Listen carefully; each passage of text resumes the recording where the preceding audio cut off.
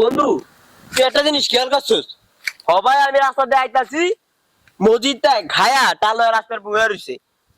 আসলে এ বিষয়ে বন্ধু কিছু করা উচিত। আমিও তো বন্ধু কিছুদিন যাবত এটা লইয়া চিন্তা ভাবনা করতেছি, বুঝছ কি করুম।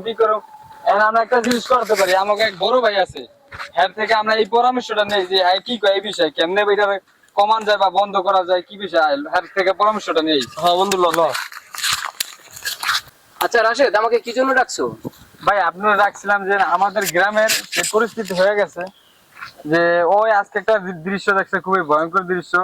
যেমন মাদক আসক্ত এরকম সরাসরি হয়ে গেছে যে ওরা চাইতেছে যে প্রতিটা ঘরে ঘরে ওরা মাদক আসক্ত গড়িয়া তুলবো, এমন একটা পজিশন ওরা চাইতেছে, ডিসিশন করতে চাইতেছে।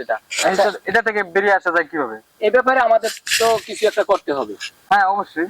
এটা আমি অনেকদিন ধরে চিন্তা ভাবনা করে দেখতেছি যে এটা একটা কিছু করা উচিত। এটা আমরা গ্রামে যাব। কিভাবে ভাই করলে এটা ভালো হয়, এটা আপনাদের কাছ থেকে আমরা পরামর্শ নিতে চাই। আর আমরা এটা যত দ্রুত সম্ভব এটা বন্ধ করা উচিত আমাদের। এটা আমরা প্রতিটা গ্রামে যাব, প্রতিটা ধারে ধারে আমরা যাব, যারা যারা সেবন করে, হ্যাঁ। ইয়াবা গাঁজা মদ যারা সেবন করে, হ্যাঁ। আমরা সবার কাছে গিয়ে আমরা তাদের গার্জিয়ানের কাছে কিছু একটা বলবো। হ্যাঁ, এতেও যদি ভাই না হয়, এতেও যদি না হয়, আমরা দরকারে প্রয়োজনে আমরা প্রত্যেকটা গ্রামে গঞ্জে প্রত্যেকটা ধারে ধারে আমরা ব্যানার পেস্টন করে দিব। ভাই আমরা তো সর্বশেষ আইনের আশ্রয় নিতে পারি না? আরে ভাই আইনের রাস্তা নিবি, ওরা তো আমাগোই ভাই। অগরে আইনের রাস্তা আগেই নিমু, আর আমরা অগরে বুঝাই আসে ওরা অগরে ভালো করি।